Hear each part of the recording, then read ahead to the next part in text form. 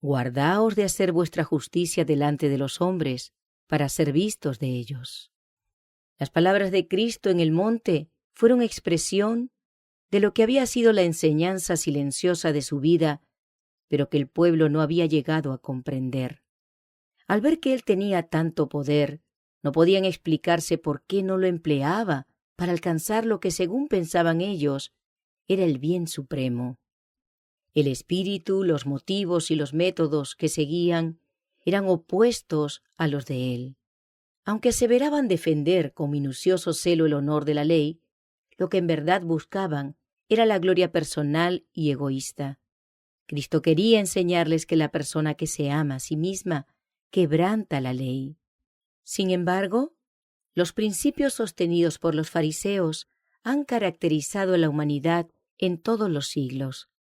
El espíritu del farisaísmo es el espíritu de la naturaleza humana, y mientras el Salvador contrastaba su propio espíritu y sus métodos con los de los rabinos, enseñó algo que puede aplicarse igualmente a la gente de todas las épocas.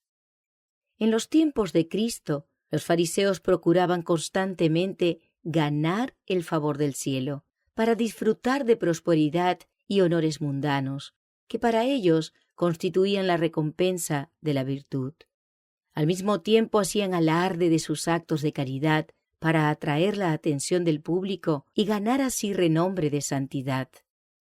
Jesús censuró esta ostentación, declarando que Dios no reconoce un servicio tal y que la adulación y admiración populares que ellos buscaban con tanta avidez eran la única recompensa que recibirían.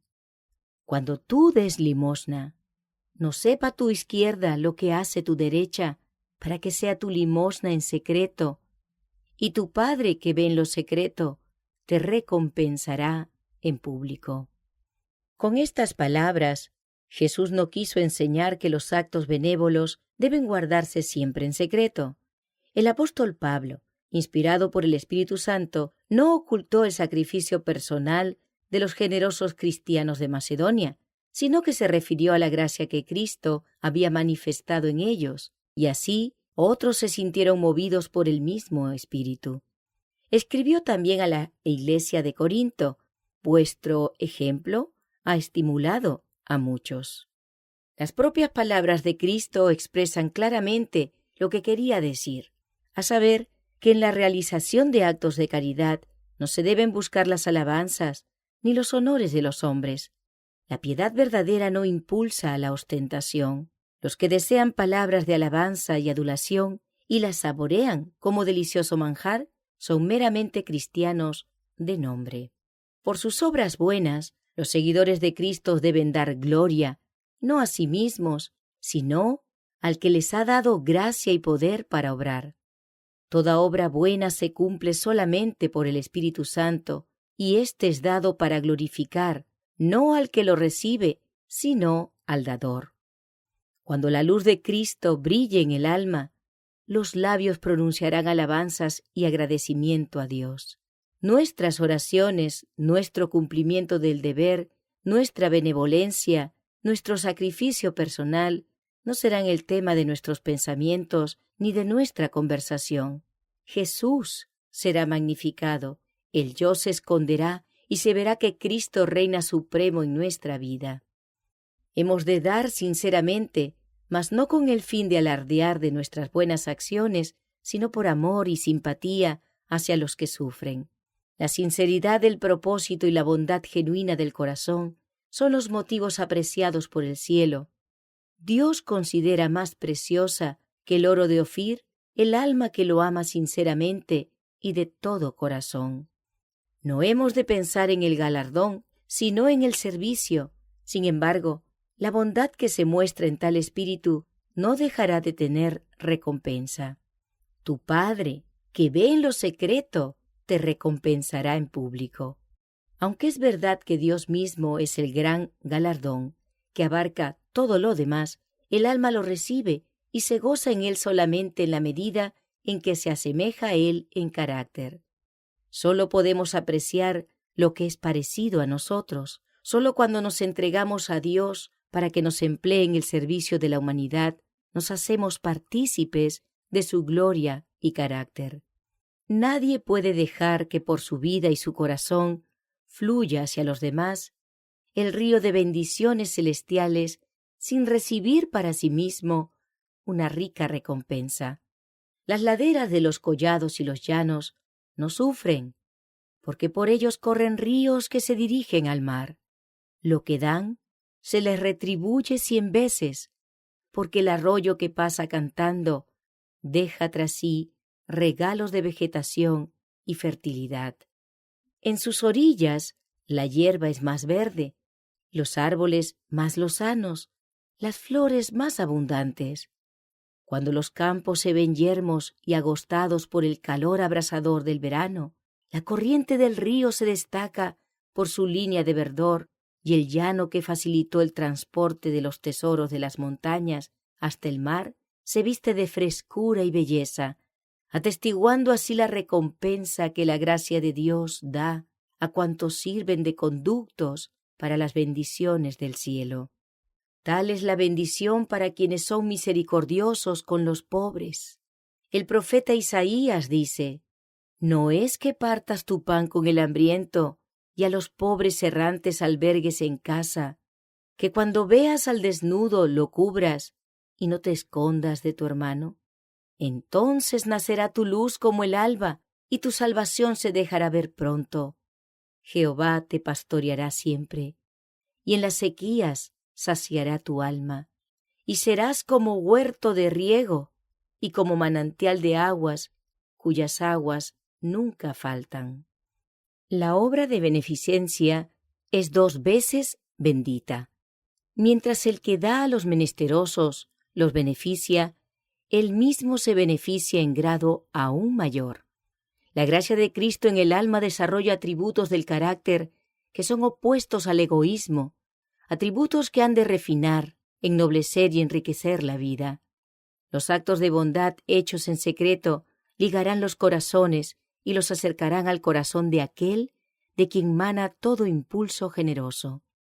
Las pequeñas atenciones y los actos insignificantes de amor y de sacrificio que emanan de la vida tan quedamente como la fragancia de una flor, constituyen una gran parte de las bendiciones y felicidades de la vida.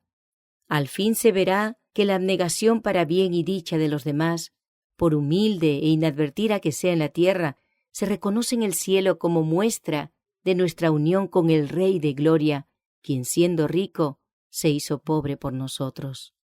Aunque los actos de bondad sean realizados en secreto, no se puede esconder su resultado sobre el carácter del que los realiza.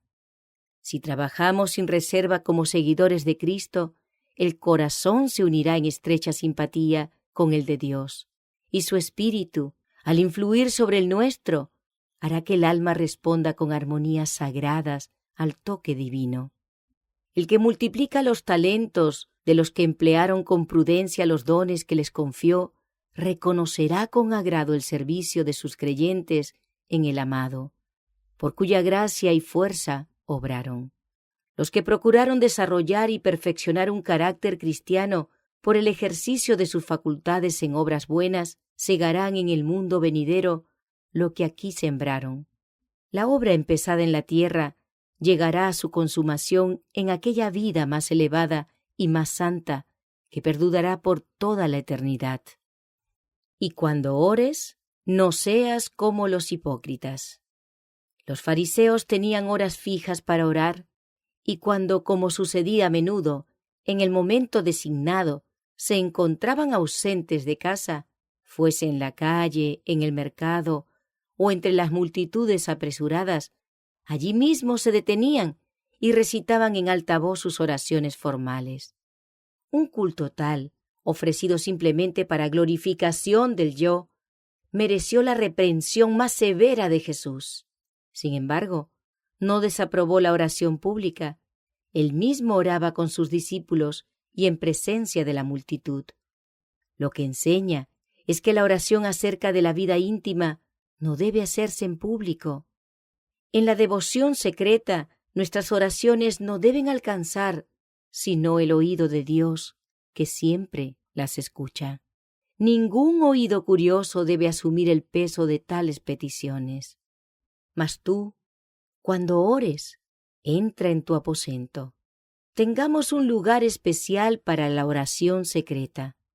Debemos escoger, como lo hizo Cristo, lugares selectos para comunicarnos con Dios.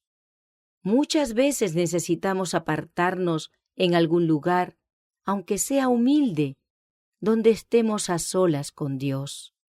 Ora a tu Padre que está en secreto. En el nombre de Jesús podemos llegar a la presencia de Dios con la confianza de un niño. No hace falta que algún hombre nos sirva de mediador. Por medio de Jesús podemos abrir nuestro corazón a Dios como a quien nos conoce y nos ama. En el lugar secreto de oración, donde ningún ojo puede ver ni oído oír, sino únicamente Dios, podemos expresar nuestros deseos y anhelos más íntimos al Padre de compasión infinita. Y en la tranquilidad y el silencio del alma, esa voz que jamás deja de responder al clamor de la necesidad humana, hablará a nuestro corazón. El Señor es muy misericordioso y compasivo. Espera con amor infatigable para oír las confesiones de los desviados del buen camino y para aceptar su arrepentimiento. Busca en nosotros alguna expresión de gratitud, así como la madre busca una sonrisa de reconocimiento de su niño amado. Quiere que sepamos con cuánto fervor y ternura se conmueve su corazón por nosotros. Nos convida a llevar nuestras pruebas a su simpatía, nuestras penas a su amor, nuestras heridas a su poder curativo, nuestra debilidad a su fuerza, nuestro vacío a su plenitud. Jamás dejó frustrado al que se allegó a él. Los que miraron a él fueron alumbrados y sus rostros no fueron avergonzados. No será vana la petición de los que buscan a Dios en secreto, confiándole sus necesidades y pidiéndole ayuda. Tu Padre, que ve en lo secreto, te recompensará en público. Si nos asociamos diariamente con Cristo, sentiremos en nuestro derredor los poderes de un mundo invisible, y mirando a Cristo, nos asemejaremos a Él. Contemplándolo, seremos transformados. Nuestro carácter se suavizará, se refinará y ennoblecerá para el reino celestial. El resultado seguro de nuestra comunión con Dios será un aumento de piedad, pureza y celo. Oraremos con inteligencia cada vez mayor. Estamos recibiendo una educación divina, la cual se revela en una vida diligente y fervorosa. El alma que se vuelve a Dios en ferviente oración diaria para pedir ayuda, apoyo y poder, tendrá aspiraciones nobles, conceptos claros de la verdad y del deber, propósitos elevados, así como sed y hambre insaciable de justicia. Al mantenernos en relación con Dios, podremos derramar sobre las personas que nos rodean la luz, la paz y la serenidad que imperan en nuestro corazón. La fuerza obtenida al orar a Dios, sumada a los esfuerzos infatigables para acostumbrar la mente a ser más considerada y atenta, nos prepara para los deberes diarios y preserva la paz del espíritu bajo todas las circunstancias. Si nos acercamos a Dios, Él nos dará palabras para hablar por Él y para alabar su nombre. Nos enseñará una melodía de la canción angelical, así como alabanzas de gratitud a nuestro Padre Celestial. En todo acto de la vida se revelarán la luz y el amor del Salvador, que mora en nosotros. Las dificultades exteriores no pueden afectar la vida que se vive por la fe en el Hijo de Dios. Y orando, no uséis vanas repeticiones como los gentiles. Los paganos pensaban que sus oraciones tenían en sí méritos para expiar el pecado. Por lo tanto, cuanto más larga fuera la oración, mayor mérito tenía. Si por sus propios esfuerzos podían hacerse santos, Tendrían entonces algo en qué regocijarse y de lo cual hacer alarde. Esta idea de la oración resulta de la creencia en la expiación por el propio mérito, en que se basa toda religión falsa. Los fariseos habían adoptado este concepto pagano de la oración, que existe todavía hasta entre los que profesan ser cristianos. La repetición de expresiones prescritas y formales, mientras el corazón no siente la necesidad de Dios, es comparable con las vanas repeticiones de los gentiles. La oración no es expiación del pecado y de por sí no tiene mérito ni virtud. Todas las palabras floridas que tengamos a nuestra disposición no equivalen a un solo deseo santo.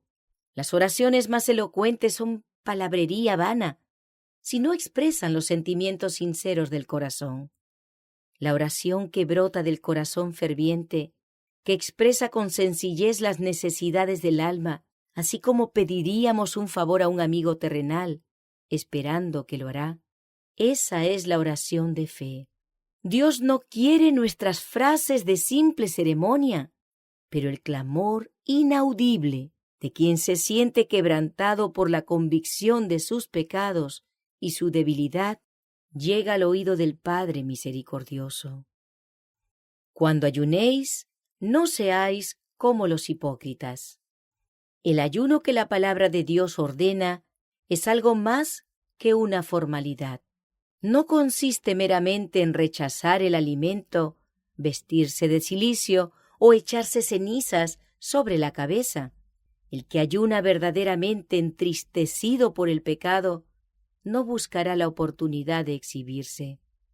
El propósito del ayuno que Dios nos manda observar no es afligir el cuerpo a causa de los pecados del alma, sino ayudarnos a percibir el carácter grave del pecado, a humillar el corazón ante Dios y a recibir su gracia perdonadora. Mandó a Israel: rasgad vuestro corazón y no vuestros vestidos, y convertíos a Jehová vuestro Dios. A nada conducirá el hacer penitencia, ni el pensar que por nuestras propias obras mereceremos o compraremos una heredad con los santos. Cuando se le preguntó a Cristo, ¿qué debemos hacer para poner en práctica las obras de Dios? Él respondió: esta es la obra de Dios, que creáis en el que Él ha enviado. Arrepentirse es alejarse del yo y dirigirse a Cristo. Y cuando recibamos a Cristo, para que por la fe Él pueda vivir en nosotros, las obras buenas se manifestarán. Dijo Jesús: pero tú, cuando ayunes, unge tu cabeza y lava tu rostro, para no mostrar a los hombres que ayunas, sino a tu Padre que está en secreto. Todo lo que se hace para gloria de Dios tiene que hacerse con alegría, no con tristeza o dolor. No hay nada lóbrego en la religión de Cristo. Si por su actitud de congoja los cristianos dan la impresión de haberse chasqueado en el Señor, presentan una concepción falsa de su carácter y proporcionan argumentos a sus enemigos. Aunque de palabra llamen a Dios su Padre, su pesadumbre y tristeza los hace parecer huérfanos ante todo el mundo. Cristo desea que su servicio parezca atractivo, como lo es en verdad. Revélense al Salvador compasivo los actos de abnegación y las pruebas secretas del corazón. Dejemos las cargas al pie de la cruz y sigamos adelante regocijándonos en el amor del que primeramente nos amó. Los hombres no conocerán tal vez la obra que se hace secretamente entre el alma y Dios, pero se manifestará a todos el resultado de la actuación del Espíritu sobre el corazón, porque Él, que ve en lo secreto, te recompensará en público. No os hagáis tesoros en la tierra. Los tesoros acumulados en la tierra no perduran. Los ladrones entran y los roban. Los arruinan el orín y la polilla. El incendio y la tempestad pueden barrer nuestros bienes. Y donde esté vuestro tesoro, allí estará también vuestro corazón. Lo que se atesora en el mundo absorberá la mente y excluirá aún las cosas del cielo. El amor al dinero era la pasión dominante en la época de los judíos. La mundanalidad usurpaba en el alma el lugar de Dios y de la religión. Así ocurre ahora.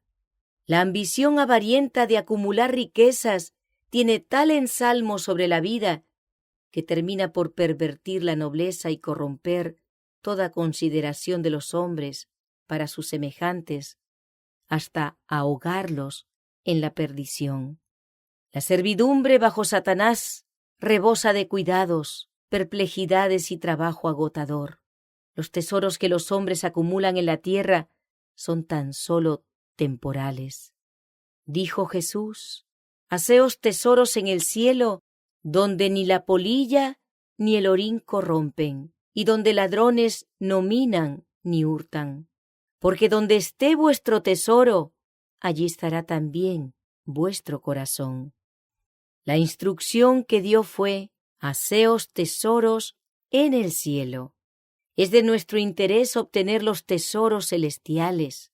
Es lo único de todo lo que poseemos que sea verdaderamente nuestro. El tesoro acumulado en el cielo es imperecedero.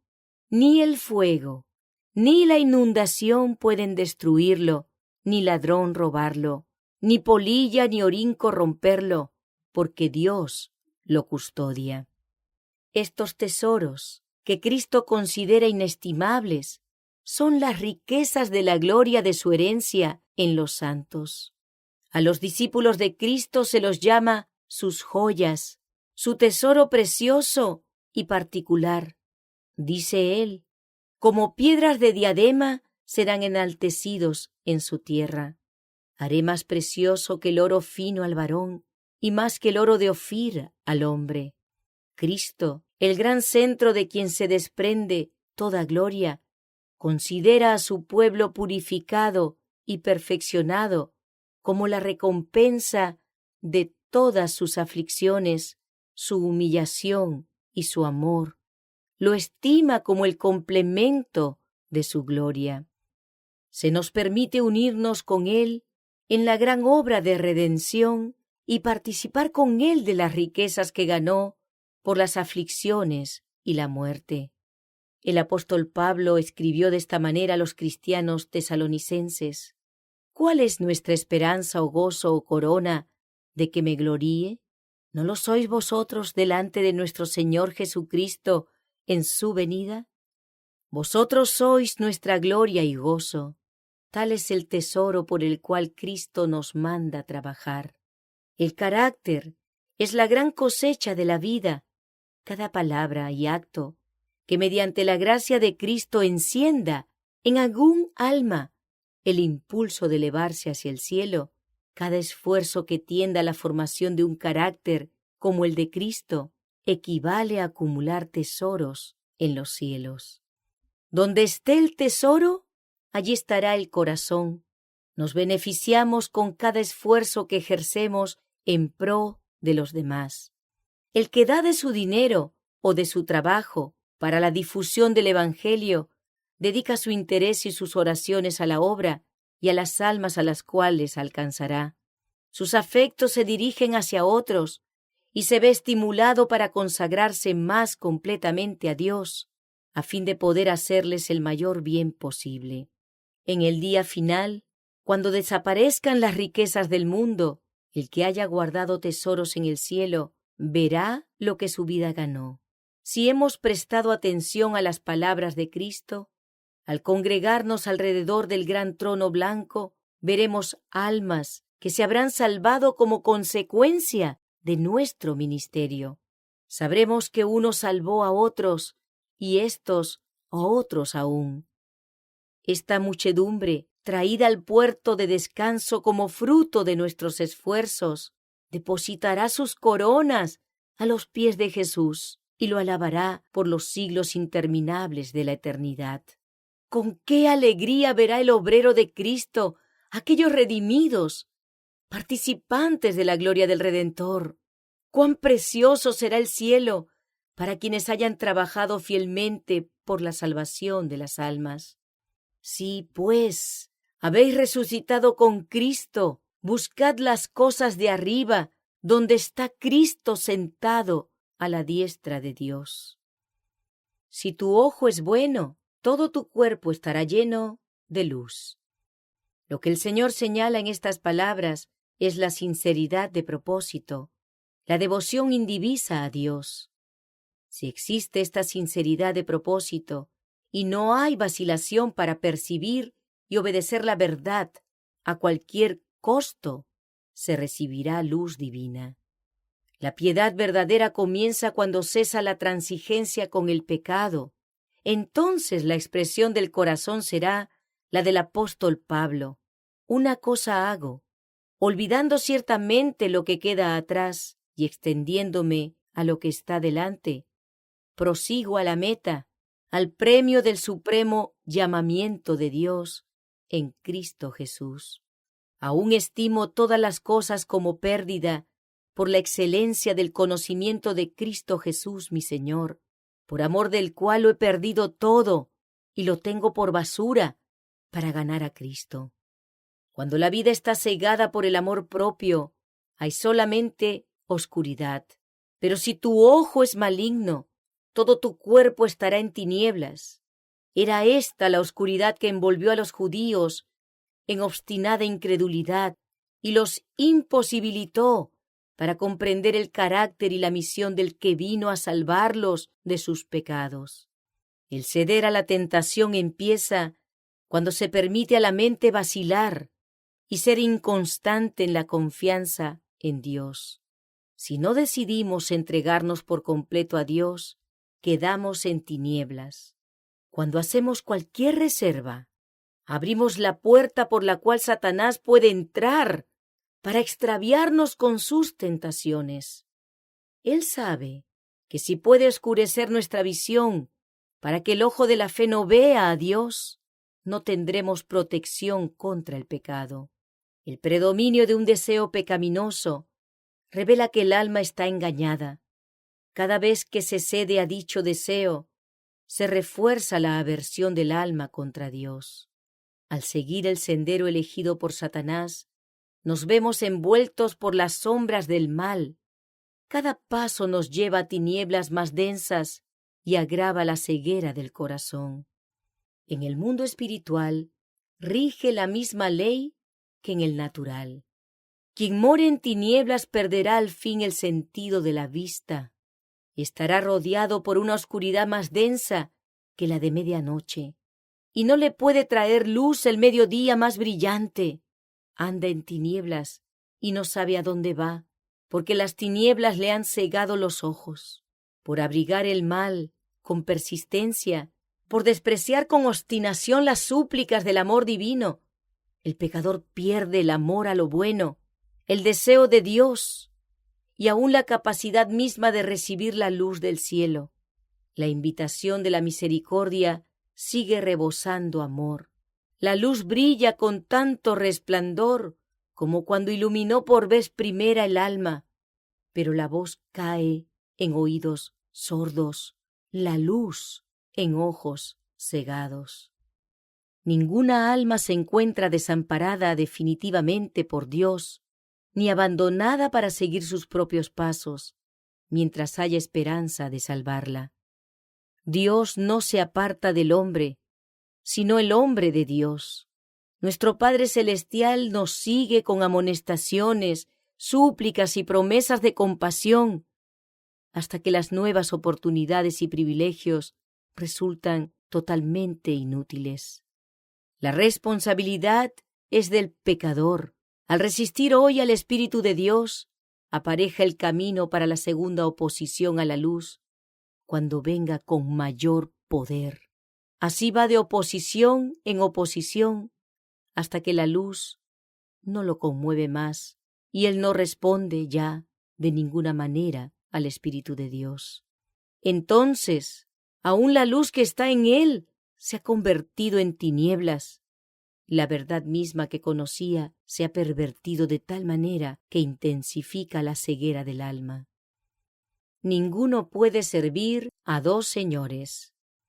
Cristo no dice que el hombre no querrá servir a dos señores, ni que no deberá servirlos, sino que no puede hacerlo.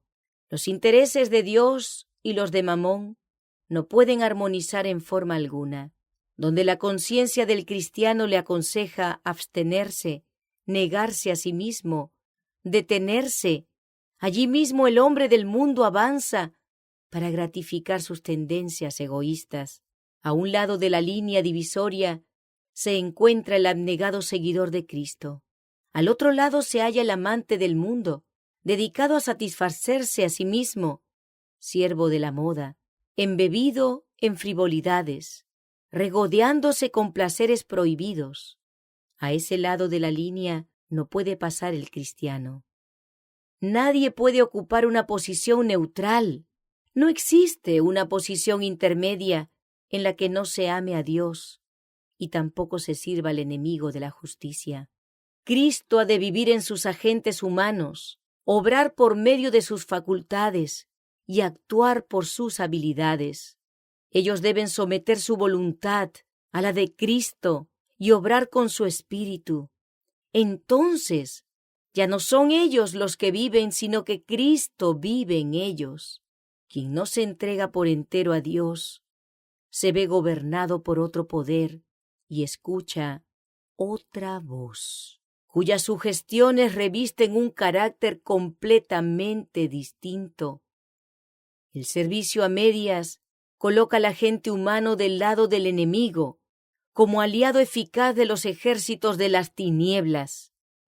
Cuando los que profesan ser soldados de Cristo se unen a la confederación de Satanás y colaboran con él, se rebelan como enemigos de Cristo, traicionan cometidos sagrados, constituyen un eslabón entre Satanás y los soldados fieles, y por medio de dichos agentes el enemigo trabaja constantemente para seducir los corazones de los soldados de Cristo.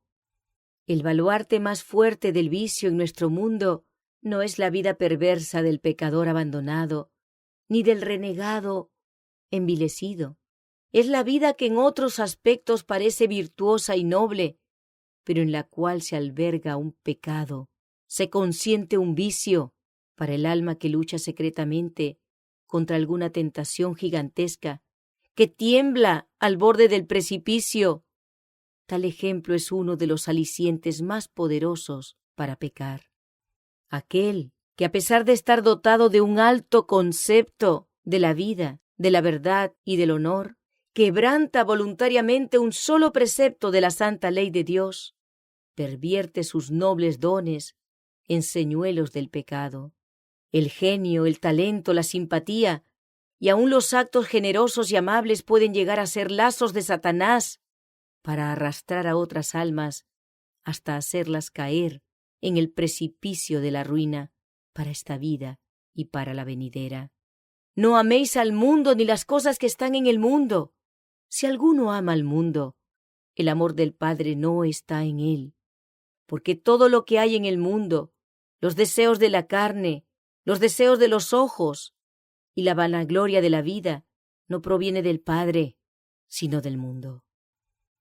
No os afanéis por vuestra vida.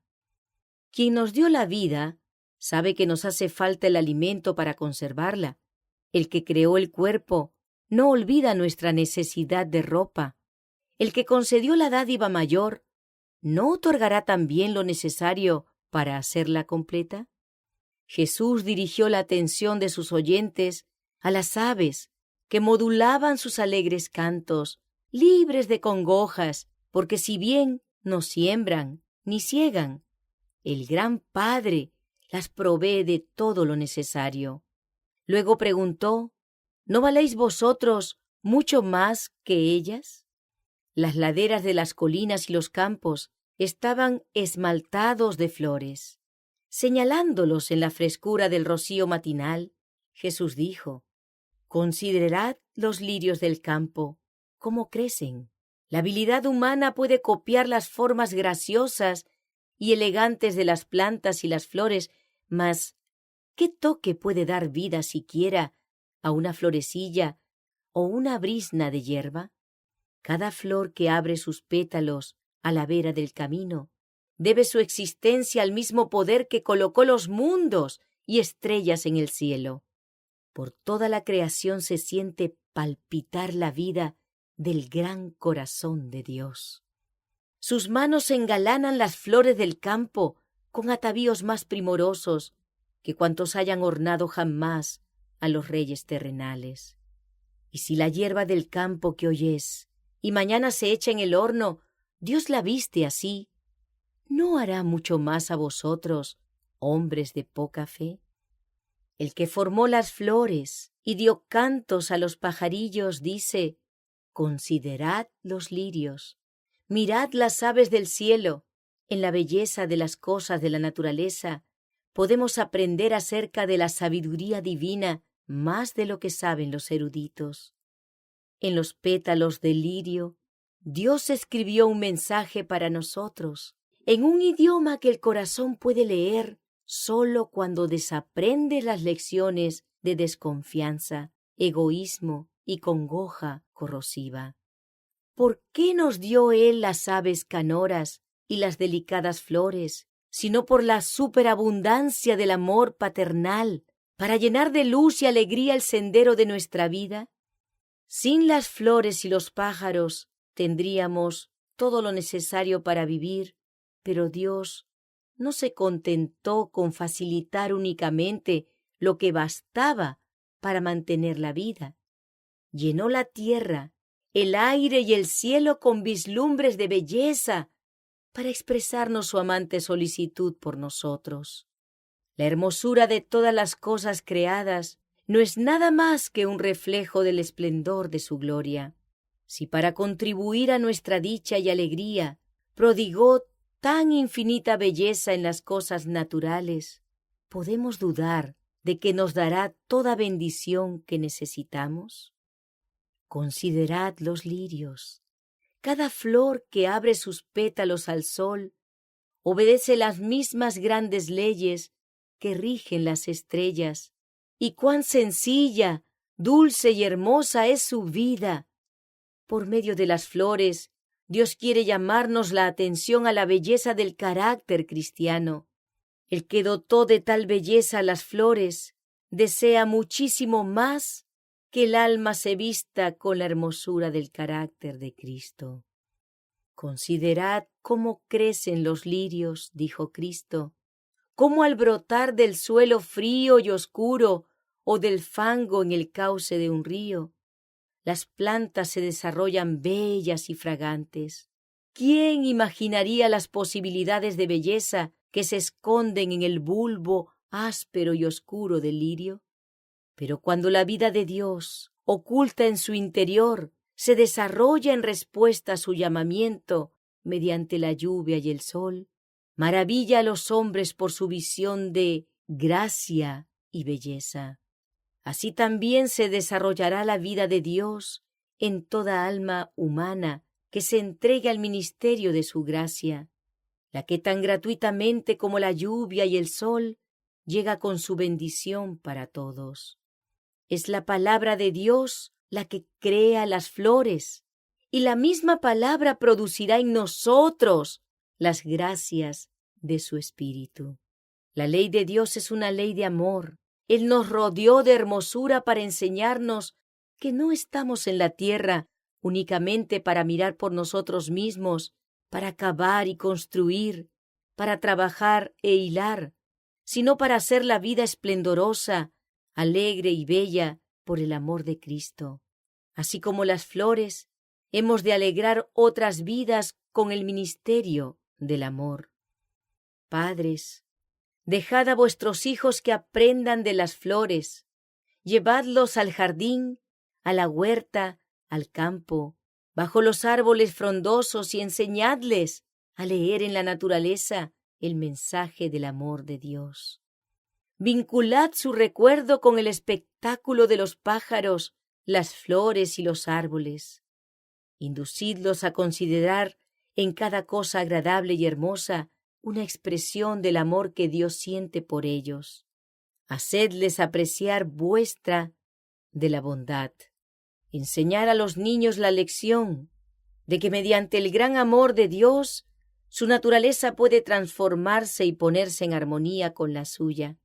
Enseñadles que Él quiere que sus vidas tengan la hermosura y la gracia de las flores. Mientras recogen las flores fragantes, hacedles saber que quien las creó es más bello que ellas. Así los zarcillos de sus corazones se aferrarán a Él, el que es todo codiciable. Llegará a ser para ellos un compañero constante y un amigo íntimo, y sus vidas se transformarán a la imagen de su pureza. Buscad primeramente el reino de Dios. Los oyentes de las palabras de Cristo seguían aguardando ansiosamente algún anuncio del reino terrenal. Mientras Jesús les ofrecía los tesoros del cielo, la pregunta que preocupaba a muchos era: ¿cómo podrá mejorar nuestra perspectiva en el mundo una relación con Él? Jesús les mostró que al hacer de las cosas mundanales su anhelo supremo, se parecían a las naciones paganas que los rodeaban, pues vivían como si no hubiera Dios que cuidase tiernamente a sus criaturas. Porque todas estas cosas buscan las gentes del mundo, dice Jesús. Vuestro Padre Celestial sabe que tenéis necesidad de todas estas cosas. Mas buscad primeramente el reino de Dios y su justicia, y todas estas cosas os serán añadidas. He venido para abriros el reino de amor, de justicia y de paz. Abrid el corazón para recibir este reino, y dedicad a su servicio vuestro más alto interés. Aunque es un reino espiritual, no temáis que vuestras necesidades temporales sean desatendidas. Si os entregáis al servicio de Dios, el que es todopoderoso en el cielo y en la tierra, proveerá todo cuanto necesitéis. Cristo no nos exime de la necesidad de esforzarnos, pero nos enseña que en todo le hemos de dar a Él el primer lugar, el último y el mejor. No debemos ocuparnos en ningún negocio, ni buscar placer alguno que pueda impedir el desarrollo de su justicia en nuestro carácter y en nuestra vida. Cuanto hagamos, debe hacerse sinceramente como para el Señor. Mientras vivió en la tierra, Jesús dignificó la vida en todos sus detalles, al recordar a los hombres la gloria de Dios y someterlo todo a la voluntad de su Padre. Si seguimos su ejemplo, nos asegura que todas las cosas necesarias nos serán añadidas. Pobreza o riqueza, enfermedad o salud, simpleza o sabiduría, todo queda atendido en la promesa de su gracia. El brazo eterno de Dios rodea al alma, que por débil que sea, se vuelve a Él buscando ayuda. Las cosas preciosas de los collados perecerán, pero el alma que vive para Dios permanecerá con Él. El mundo pasa y sus deseos, pero el que hace la voluntad de Dios permanece para siempre. La ciudad de Dios abrirá sus puertas de oro para recibir a aquel que durante su permanencia en la tierra aprendió a confiar en Dios, para obtener dirección y sabiduría, consuelo y esperanza en medio de las pérdidas y las penas. Los cantos de los ángeles le darán la bienvenida allá, y para él dará frutos el árbol de la vida. Los montes se moverán y los collados temblarán, pero no se apartará de ti mi misericordia, ni el pacto de mi paz se quebrantará, dijo Jehová, el que tiene misericordia de ti. No os afanéis por el día de mañana, basta cada día su propio mal. Si os habéis entregado a Dios para hacer su obra, dice Jesús, no os preocupéis por el día de mañana. Aquel a quien servís percibe el fin desde el principio. Lo que sucederá mañana, aunque esté oculto a vuestros ojos, es claro para el ojo del Omnipotente. Cuando nosotros mismos nos encargamos de manejar las cosas que nos conciernen, confiando en nuestra propia sabiduría para salir airosos, asumimos una carga que Él no nos ha dado y tratamos de llevarla sin su ayuda. Nos imponemos la responsabilidad que pertenece a Dios y así nos colocamos en su lugar. Con razón podemos entonces sentir ansiedad y esperar peligros y pérdidas que seguramente nos sobrevendrán. Cuando creamos realmente que Dios nos ama y quiere ayudarnos, dejaremos de acongojarnos por el futuro. Confiaremos en Dios, así como un niño confía en un padre amante. Entonces desaparecerán todos nuestros tormentos y dificultades, porque nuestra voluntad quedará absorbida por la voluntad de Dios. Cristo no nos ha prometido ayuda para llevar hoy las cargas de mañana. Ha dicho, bástate mi gracia. Pero su gracia se da diariamente, así como el maná en el desierto, para la necesidad cotidiana. Como los millares de Israel en su peregrinación, podemos hallar el pan celestial para la necesidad del día. Solamente un día es nuestro, y en él hemos de vivir para Dios. Por ese solo día, mediante el servicio consagrado, hemos de confiar en la mano de Cristo todos nuestros planes y propósitos, depositando en Él todas las cuitas, porque Él cuida de nosotros. Yo sé los pensamientos que tengo acerca de vosotros, dice Jehová, pensamientos de paz y no de mal, para daros el fin que esperáis. En descanso y en reposo seréis salvos. En quietud y en confianza será vuestra fortaleza. Si buscamos a Dios y nos convertimos cada día, si voluntariamente escogemos ser libres y felices en Dios, si con alegría en el corazón respondemos a su llamamiento y llevamos el yugo de Cristo, que es yugo de obediencia y de servicio, todas nuestras murmuraciones serán acalladas, todas las dificultades se alejarán y quedarán resueltos todos los problemas complejos que ahora nos acongojan.